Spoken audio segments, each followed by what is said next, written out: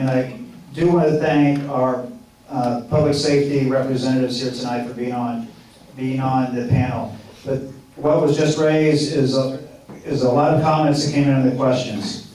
Given the raises for public safety personnel are based on general fund revenues, there is an appearance that Measure Z funds will go to increasing personnel salaries and benefits instead of hiring personnel and increasing services. Is this perception or reality? And we'll start with this team. Brian Smith, I'm the president of the Riverside Police Officers Association, a sergeant with the police department, and also a citizen resident here in the city. So, is Measure Z going to add to salary and benefits of current employees? If you look at the contract the Police Officers Association negotiated with the city, our guaranteed minimum raise is 0 for the next 5 years. So if Measure Z doesn't pass, if there is revenue that comes into the city, our salary and benefits increase package is based on the city's ability to generate revenue. So whether Z passes or not, we're 0 for 5 years unless there's some sort of increase in the city's income as it relates to those 4 measurable things that Z talks about. Transient occupancy tax, user utility tax, sales tax, and property tax. So the Police Officers Association or the working rank and file officers have nothing to do with whether or not the city hires more police officers, but I will give you a snapshot. When I started here in 1996, and up until 2006, we had 405 police officers in the city, and as of today, we have 350. We did lose police officers in this last round of cuts, 5 sergeants, 3 detectives, and 17 policemen that we could not afford to lose. But the only way you can cut money from a budget of the police department is you have to cut positions. So Measure Z, the intent is to add more policemen. If you saw the national average, or the Southern California average that the city manager's team has put together, you'll see that we're 1.8 nationally. The average for per thousand is 1.8, Riverside's at 1.08. So we're short almost 1 police officer based on the average. We absolutely need to have law enforcement officers that are hired. Those people that come in will be new pensioners, which I'm sure Mr. Sundin can talk to about new pensioners. They're going to be 2.757. They're paying 14% of their pensions. All of the city employees have negotiated to pay their pension portions during the next 5 years.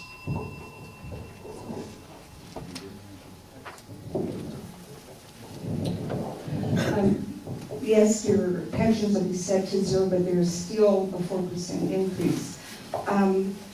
When I heard about this contract, I'm very disturbed by it because it fundamentally changes what government does. As a teacher, my salary is not based on how much the state, my district brings in, and then it's divvied up to teachers depending on how well they do. I took my job knowing that, yes, I do get a bit of an increase, but also when the money's not there, I haven't had a salary increase in 6 years. But that's what I chose. I chose to be a teacher. As was stated before, obviously it's the pensions that are really hurting this city. Mr. Strack talked about the fire engines and not getting new fire engines. If we look at a budget and we, just like you look at your budget at home, and if you can't afford something, but you need something, you cut back.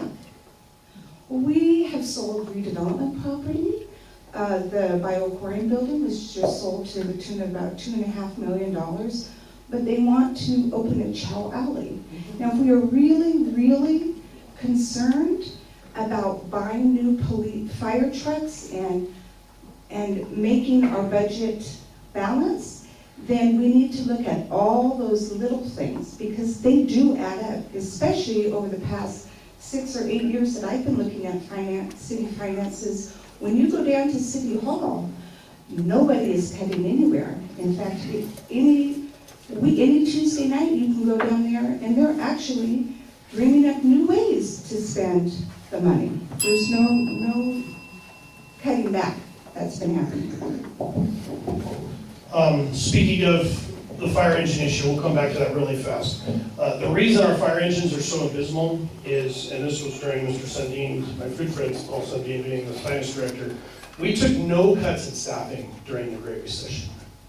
Our members served, fully staffed, every single day.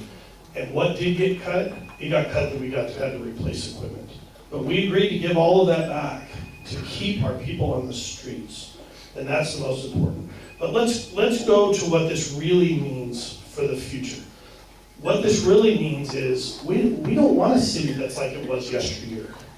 We don't want cities like it used to be before the Renaissance. We want a city that's moving forward, that looks better than it does today, that brings more businesses into this town because it's a better city, because I live here, we all live here. We want to keep Riverside what it is. And the way to do that is that we secure our own financing. The state can't take this money, the feds can't take this money, the county can't take this money, and we all know what the county does. The supervisors have done a great job. When I get into talking about raises and giving the sheriffs and everybody raises, and now they're in a big pickle, and the previous supervisors aren't there anymore, but now the ones that are there today are stuck holding the bag, and they're going to be cutting the sheriff's department when they still need to build a jail in Indio. So we can get into this debate back and forth about pensions. We're making the cuts. We're doing the adjustments. Everybody in the fire department, the police department, and every member, SEIU, everybody has taken their fair cuts, their fair share cuts. The teachers are part of the same pension system. It just has a different name. So don't think for a second that the teachers are immune from these same cuts. The districts are going through the same stuff. And everybody here, we can secure our future for the betterment of this city. It is 30 cents on a $30 dinner. Thank you.